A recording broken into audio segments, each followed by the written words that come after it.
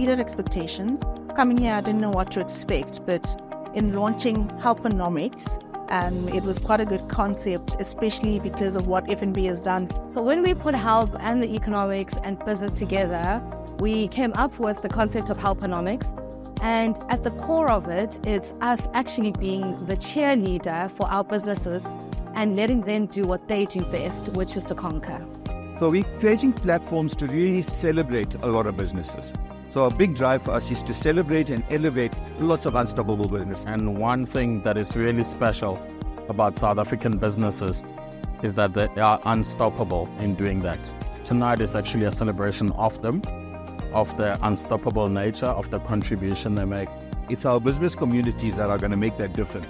So to be able to help them, to be able to encourage South Africa to get behind our unstoppable businesses, it makes me exceptionally proud.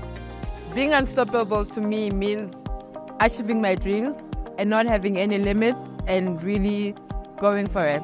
Unstoppable for us is really just, grabbing the bull by its horns, I guess, hence Manaka. To be unstoppable, you don't always have to do it alone. To be unstoppable, you need others in your corner and supporting you and rooting for you. And we just want you to know that FNB is one of those that are rooting for you.